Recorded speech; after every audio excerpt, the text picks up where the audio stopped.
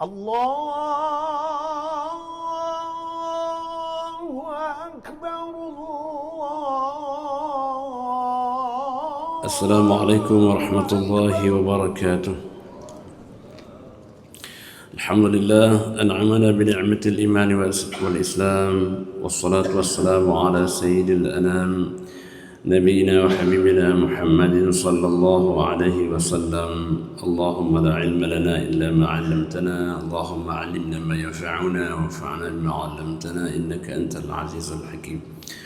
فقال جل شأنه في كتاب الكريم وهو أصدق القائلين: أعوذ بالله من الشيطان الرجيم، بسم الله الرحمن الرحيم. إن الله يأمركم أن تؤدوا الأمانات إلى أهلها وإذا حكمتم بين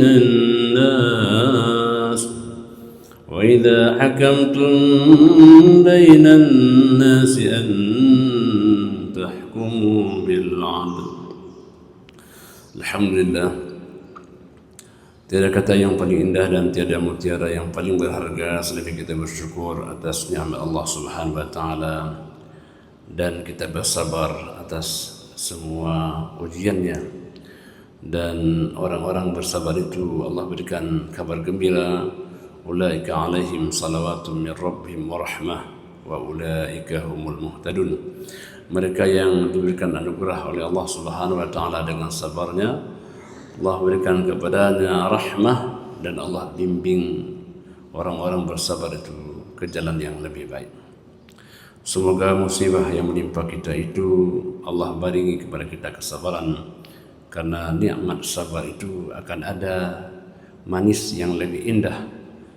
Karena jemaah rahmatullah Subhanahu wa taala, kalau kata pepatah, ad-dunya bahrun amiq wa safinatuha taqwallah wa syira'uha as-sabr la'allaka tanju. Dunia ini adalah lautan yang amat sangat dalam. Perahunya adalah takwa, layarnya adalah sabar. Semoga Anda sampai ke tujuan.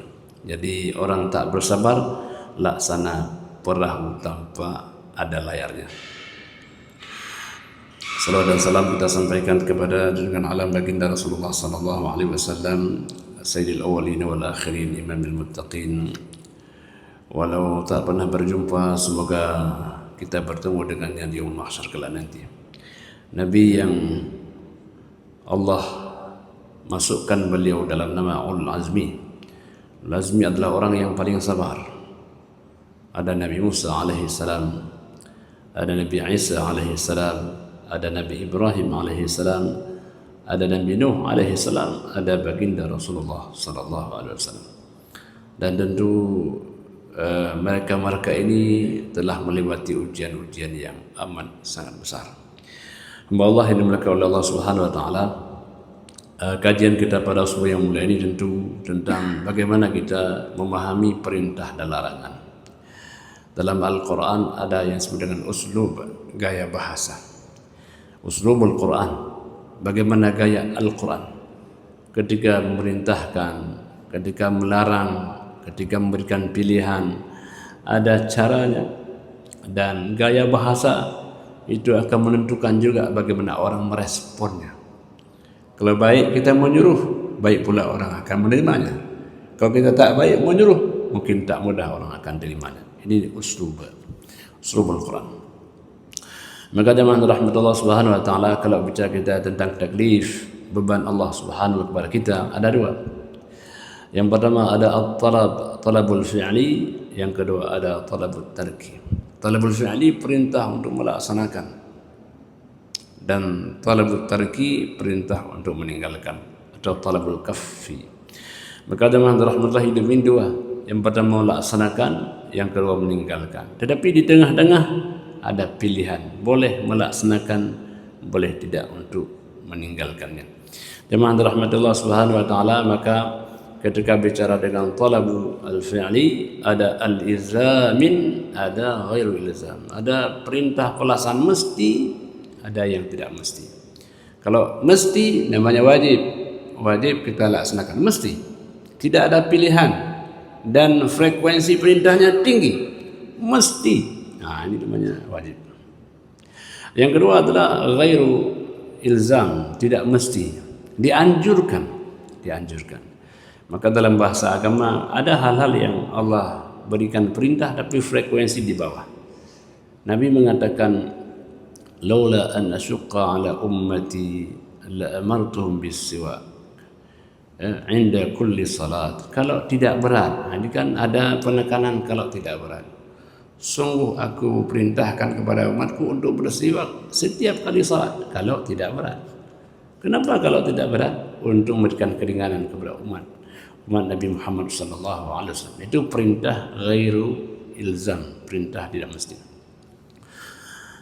Ada juga yang larangan, ada larangan mesti.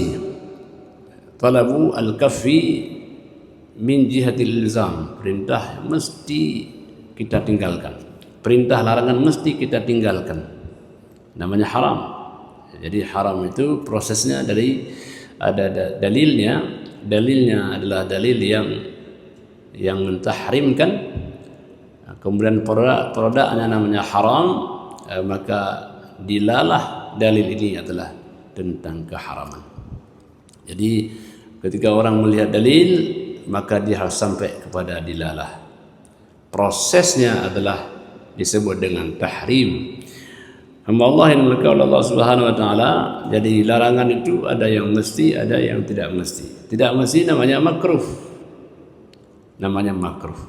Ya, maka dalam mazhab Hanafi ada dua makruh. Ada makruh tahrim, ada makruh tanzih. Apa bedanya?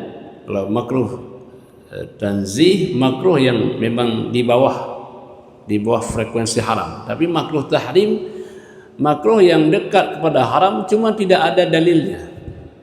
Tidak ada dalil yang eksplisit tentang keharamannya. Maka haramnya di bawah tahrim. Jadi haram di bawahnya ada makruh tahrim karena tidak ada dalil eksplisit tentang keharamannya, maka disebut dengan makruh tahrim. Kemudian yang rahmatullah subhanahu wa ta'ala, hidup ini ada pilihan-pilihan disebut dengan takhir. Takhir adalah al-musawat. Dia seimbang antara perintah dengan larangan. Boleh kita laksanakan, tapi boleh juga kita tinggalkan. Namun demikian, suatu yang mubah pada frekuensi tertentu bisa menjadi haram. Bisa juga menjadi wajib. Ya, jadi makan itu adalah ibahah. Ya, tetapi dia bisa menjadi wajib ketika orang bisa tidak makan menjadi mati, dan bisa juga menjadi makruh kalau makannya berlebih-lebihan. Nah, ketika kondisi seperti ini, maka hendaklah kita makan sederhana, dan selebihnya marilah kita berikan kepada teman-teman kita, sahabat-sahabat kita. Janganlah kita makan dengan bermewah-mewahan sementara saudara-saudara kita dalam keadaan musibah. Berbagilah. Kalimat rahmatullah subhanahu wa ta'ala, nikmat yang paling besar dalam hidup ini nikmat untuk berbagi. Ya, jadi ini penting. Jadi oleh karena itu maka bahasa agama khairun nasi anfa'uhum linnas. Orang yang paling baik, orang yang dirasakan manfaat oleh orang lain. Mungkin bukan pada jumlahnya, tetapi pada frekuensi. Berapa kali kita sudah berbagi? Bukan berapa banyak, tapi berapa kali kita sudah berbagi. Kalau berapa banyak tentu sesuai dengan kemampuan. Tapi kalau berapa kali, itu adalah frekuensi keikhlasan dan akhlak. Maka orang yang akhlaknya berbagi, ngopi aja, telepon teman, yuk ngopi yuk. Jadi kenapa? Karena akhlaknya akhlak berbagi. Tidak indah rasanya kalau makan sendiri, dia akan indah kalau makan sambil berbagi. Jadi oleh karena itu makan itu adalah sifat manusia, berbagi itu akhlak yang Allah bangun pada manusia. Jadi jemaah dirahmati Allah, maka dalam agama kita ada ahkam at-tashri', ada asrar at-tashri', ada rahasia hikmah di balik pentasri'atan. Kadang-kadang orang hanya aspek ahkam, wajibnya salat, tapi apa asrar min wara'i salat. Apa rahasia salat? Jadi setelah hukum ada hikmah. Maka hukum dengan hikmah itu adalah dalam bahasa disebut dengan jinas. Setiap hukum ada hikmah dan tak mungkin ada hikmah tanpa menjalankan hukum. Ini yang luar biasa. Maka kita tidak hanya berhenti pada wajib, hukum wajibnya salat, tapi kita harus sampai kepada hikmah kenapa kita salat. Kita jangan berhenti apa hukumnya makan, tapi kita harus sampai kepada apa hikmah di balik kita makan. Kita tak sampai kepada hukum wajibnya zakat, tetapi kita harus berhikmah kenapa kita harus melaksanakan zakat. Akhirnya kalau kita pakai hikmah, walaupun kita tidak punya zakat, kan kita masih bisa sedekah, masih bisa hibah, masih bisa wakaf. Kenapa? Aspek yang paling inti adalah orang bisa berbagi. Karena Allah mengatakan wa fi amwalihim haqqun lis-sa'ili wal mahrum. Dalam harta mereka ada hak orang lain, hak orang yang minta-minta dan hak orang yang tidak meminta-minta. Ketika kita berdagang itu kita punya uang karena ada pembeli. Ketika kita mengajar karena ada murid. Ketika kita bertani karena ada orang yang membantu, orang bekerja. Maka dalam harta kita ada hak-hak orang lain yang itu barangkali tidak banyak menyadarinya oleh sebahagian manusia. Jadi jemaah dirahmati Allah, ini uslub bagaimana kita pahami perintah dan larangan. Hamba Allah yang dimuliakan oleh Allah Subhanahu wa taala. Bagaimana kita membedakan ini perintah mesti dengan tidak mesti? Yang pertama dengan sighah at-talab, dengan lafaz perintah. Kerjakanlah. Nah, ini perintah ya. Ada juga dengan qarinah pendamping, elemen-elemen yang mendampinginya. Apa contohnya? Kalau kamu tidak melaksanakan, maka hukumnya neraka. Ini ada qarinahnya. Atau ada kata-kata lain yang memang mengandung makna perintah. Ya, maka jemaah dirahmati Allah Subhanahu wa taala, oleh Syekh Al-Hudari dalam kitabnya Tarikh At-Tashri' Al-Islami, beliau sebut uslub, gaya bahasa Al-Quran dalam memerintahkan dan dalam melarang. Jadi oleh karena itu gaya ini khas. Al-Quran banyak khas. Ketika kapan menggunakan satu perintah dengan sighah atau dengan lafaz perintah, ada juga dengan sighah yang lain. Yang pertama kata beliau sarihul amr, ada yang bentuknya perintah eksplisit. Allah mengatakan innallaha ya'muru bil 'adli wal ihsan wa ita'i dzil qurba wa yanha 'anil fahsya'i wal munkar. Allah memerintahkan, itu langsung eksplisit. Allah memerintahkan kamu atau memerintahkan untuk berbuat adil dan berbuat ihsan. Allah merintahkan untuk memberikan kepada kerabat-kerabat yang dekat. Jadi ini lafaznya lafaz eksplisit. Yang kedua jemaah rahmati Allah Subhanahu wa taala, Allah menggunakan kata diwajibkan, maktub. Nah, jadi maktubun artinya diwajibkan. Maka kataba dalam Al-Quran banyak. Ada kataba menulis, ada kata memindahkan, ada kataba artinya apa? Mewajibkan. Allah mengatakan kutiba alaikumul qisasu fil qatl. Allah telah tetapkan, Allah telah wajibkan kepada kalian ya al-qisas fil qatl. Ada hukuman qisas dalam hal pembunuhan. Yang ditetapkan oleh Allah Subhanahu wa taala dan kalimat kutiba.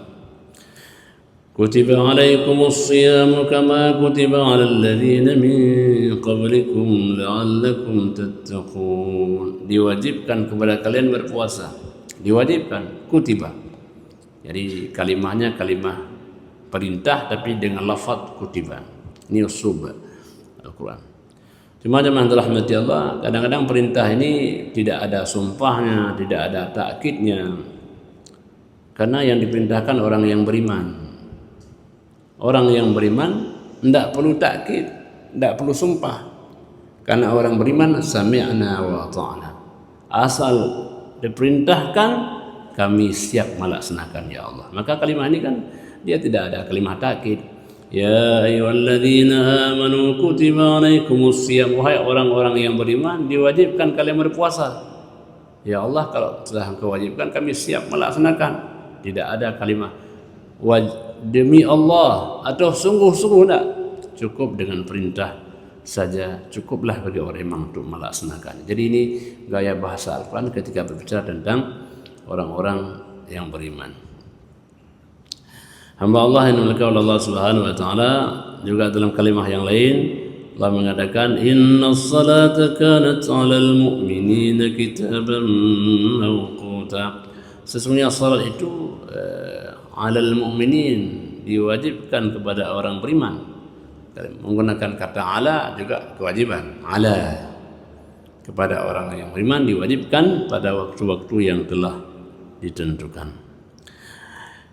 Kemudian yang rahmatullah yang ketiga, al-ikhbar, ada informasi kepada manusia sekalian, kewajiban kepada manusia secara umum, kemudian khusus kepada orang-orang tertentu. Ya, jadi diwajibkan semua secara global, kemudian dikhususkan kepada orang-orang tertentu.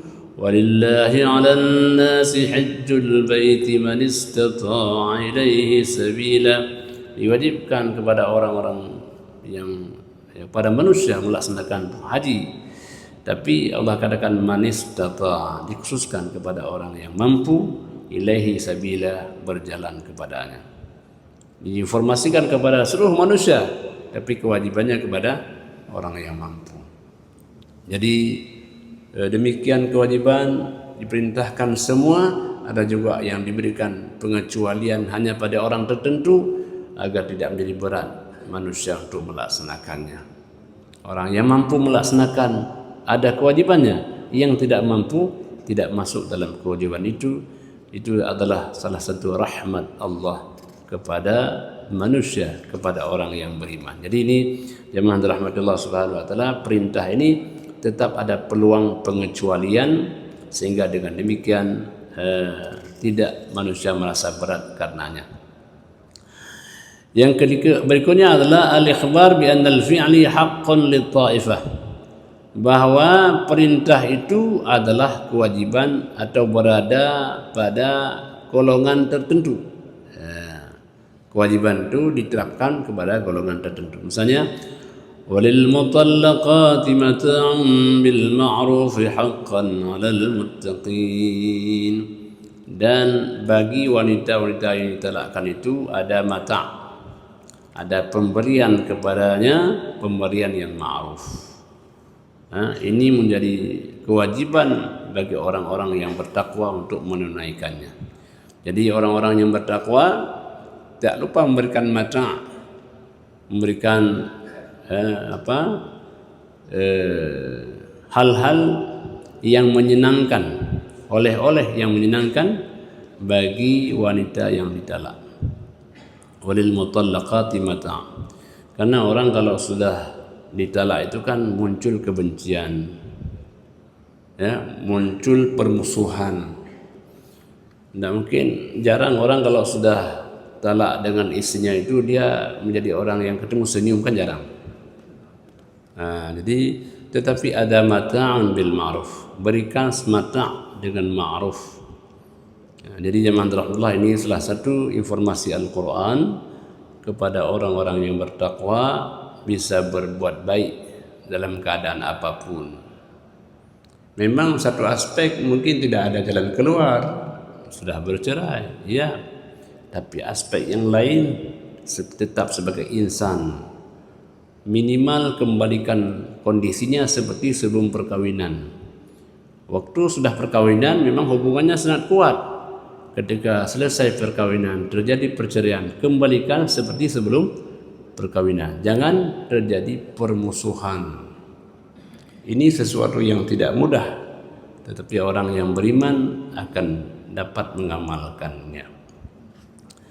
Jemaah rahmati Allah Subhanahu wa taala, kemudian adalah hamlul fi'lil matlub 'alal matlubi minhu. Jadi perintah ini dilaksanakan untuk diamalkan kepada orang yang menjadi objek pelaksanaan itu. Wal mutallaqatu yatarabbasna bi anfusihinna thalathata quru.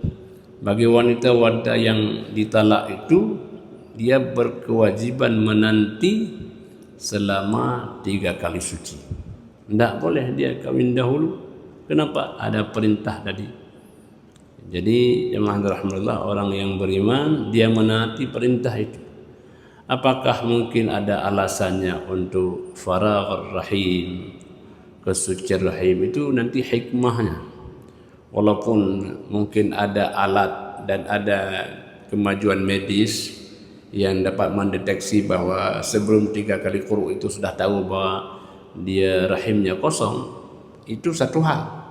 Tapi tentu ada hikmah yang lain, ada aspek psikologisnya, ada aspek sosiologisnya. Orang sudah lama bergaul dengan suaminya lalu bercerai, ada aspek-aspek yang lain, tidak hanya aspek yang span biologis.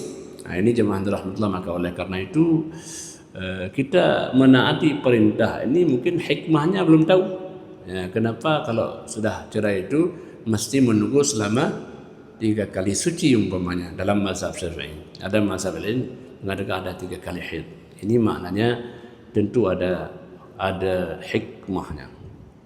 Jadi kalau kita berkaul dengan seseorang dalam waktu yang lama, ada enggak hubungan psikologis kita? Ada kan? Ada. Terbawa-bawa dalam mimpi. Ketika kawin tersebut nama yang lama kan susah juga nanti. Nah, jadi ini jemaah yang dirahmati Allah, maka di sana ada perintah kepada perempuan bila sudah bercerai dengan suami yang lama, maka dia mesti menanti selama 3 kali suci. Nah, jadi jemaah rahmatullah, ini telah satu model gaya Al-Quran. Hamba Allah yang dimuliakan Allah Subhanahu wa taala. Kemudian ada juga ayatlub al-fi'la bis-sighah at-talabiyah. Ada juga perintah itu memang dengan lafaz perintah. Hafidhu 'ala as-salawati was-salatil wusta wa qumu lillahi qanitin. Hafidhu, jagalah salat itu, dan jagalah salat pertengahan. Maksudnya salat asar. Wa qumu lillahi qanitin, hendaklah kamu menjadi orang yang tunduk kepada Allah Subhanahu wa taala. Jadi ini adalah lafaz memang dengan sighah atau lafaz perintah. Jadi jemaah rahmat Allah Subhanahu wa taala, bila kita melihat Al-Quran ketika memerintahkan kita memiliki frekuensi yang luar biasa. Hafidhu itu artinya jagalah salat. Jadi bukan hanya sekedar salat, tapi menjaga. Orang menjaga itu tidak akan luput waktunya. Tapi kalau kerja hanya salat, sudah jam 5 ya. Nah, itu tidak menjaga berarti. Jadi perintahnya hafidhu, jagalah. Nah, orang yang menjaga itu mewanti-wanti sebelum jam 12, dah dia lihat ini dah jam 12 nih. Kayaknya kalau kita minum dekat-dekat masjid ya. Kenapa? Karena hafidhu. Ya kan? Biasa jam 12 apa yang kita pikirkan? Ini makan di mana ya? Nah, kan jarang orang ini sholat di mana, kan jarang. Sering orang kalau jam 12 ini makan, nah tambah habis makan sholat di mana ya? Nah, ini hafidhu. Jadi maka oleh karena itu begitu Al-Quran mengatakan bukan hanya sekedar hendaklah kamu sholat, tapi jagalah kamu akan salat. Hafidhu 'alas salawati. Lalu disebut lebih spesifik was-salatil wusta, jaga pula salat pertengahan. Padahal tadi sudah masuk semuanya tapi dikhususkan lagi salat pertengahan. Kenapa? Karena salat pertengahan ini salat yang sering diremehkan, dilalaikan. Dan salat pertengahan ini maksudnya salat asar. Kalau asar ini kan kadang-kadang kita lagi sering nunda gitu ya. Alah, sebentar lagi ngopi, sebentar lagi nanti. Nah, nanti sudah jam 6. Rupanya sudah maghrib. Maka wassalatil wusta, jagalah salat pertengahan itu. Wa qumu lillahi qanitin, dan hendaklah kamu menjadi orang yang tunduk kepada Allah Subhanahu wa taala. Jadi jemaah rahmatullah Subhanahu wa taala, ini model dan gaya bahasa. Jadi Al-Quran ada yang bentuk perintahnya dalam bentuk sadduz zari'ah. Ada bentuk tadi ya kita disuruh untuk menjadi orang yang bukan hanya melaksanakan kewajiban, tapi kita mewanti-wanti jangan sampai kewajiban itu terlewatkan. Hafidhu 'alas salawat. Allah yang dimuliakan oleh Allah Subhanahu wa taala. Kemudian ada juga wasafa al-fi'la bi annahu khair. Allah mengatakan perintah itu baik. Ya, Allah tidak mengatakan perintah, tapi mengatakan perintah itu baik. Wa yas'alunaka 'anil yatama qul islahul lahum khair. Mereka bertanya tentang anak yatim, tentang harta mereka. Nah, maka katakanlah bahwa mengislah, memperbaiki, mengembangkannya itu adalah baik bagi mereka. Kalau ada anak yatim, dia punya harta, kita perbaiki, kita kembangkan, itu adalah lebih baik. Kata lebih baik ini memang bukan perintah tapi informasi. Pak, ini kalau salat ini bagus. Nah, bagus itu bukan salat bagus, bukan. Beliau sudah menyuruh kita untuk melaksanakan salat tapi dengan bahasa yang lebih model yang lain. Jadi itulah beberapa model yang Allah sebutkan tentang Al-Quran dan gaya bahasanya. Kita mengatakan, nak, nanti kalau belajar kamu bagus. Nah, kita enggak perintah dia belajar, tapi bilang, nanti kamu belajar kamu bagus. Kalau memberikan salam itu bagus. Nah, jadi kata bagus itu adalah perintah tapi dengan gaya bahasa yang lain. Nah, semoga kita semakin bisa memahami perintah larangan dalam Al-Quran. Dan orang yang paling baik, orang yang bijak dalam memahami perintah dan larangan itu. Maka hidup ini adalah antara perintah dan larangan. Kalau enggak perintah mesti larangan, dan kalau enggak larangan mesti perintah. Tetapi di tengah-tengah juga ada pilihan antara melaksanakan dan tidak melaksanakan. Maka hidup ini adalah taklif. Tidak ada hidup yang tak dinilai, dan semua hidup itu bernilai. Jadi hidup ini tidak ada yang tanpa nilai. Karena hidup ini laksana orang sedang ikuti ujian, sedikit apapun yang dia tulis akan diberikan penilaian. Orang kalau nulis itu ujian, bagus tulisannya ada juga nilai. Ini kok banyak Pak? Ini nilainya bagus. Kemudian tulisan juga bagus. Ternyata hidup ini adalah penilaian. Jadi cara kita berjalan, cara kita berinteraksi, cara kita bersalaman, cara kita semua ada penilaian di hadapan Allah Subhanahu wa taala. Karena hidup ini adalah ujian, dan setiap ujian ada penilaian, dan setiap penilaian itu akan ada hasilnya antara orang yang lulus dan orang yang gagal. Kalau ditanya Pak, kapan pengumumannya? Pengumumannya di yaumul mahsyar kelak nanti akan ada ditempel siapa orang-orang yang lulus, siapa pula orang-orang yang gagal. Dan demikian, terima kasih, hanya kepada Allah sajalah kita akan kembali. Hadanallahu wa iyyakum ajma'in. Wassalamualaikum warahmatullahi wabarakatuh. Alhamdulillahi rabbil alamin. Allahumma salli ala sayyidina Muhammadin wa ala alihi wa sahbihi ajma'in. اللهم أعنا على ذكرك وشكرك وحسن عبادتك. ربنا اغفر لنا ذنوبنا ولوالدينا وارحمهم كما ربونا صغارا. ولجميع المسلمين والمسلمات والمؤمنين والمؤمنات الأحياء منهم والأموات برحمتك يا أرحم الراحمين. اللهم انصر إخواننا المسلمين المستضعفين في فلسطين. اللهم انصرهم على أعدائهم. اللهم انصرهم نصرا عزيزا. اللهم أعز الإسلام والمسلمين وأهلك الكفرة والمشركين ودمر أعداءك أعداء الدين واجمع كلمة المسلمين على الحق يا رب العالمين. ربنا آتنا في الدنيا حسنة وفي الآخرة حسنة وقنا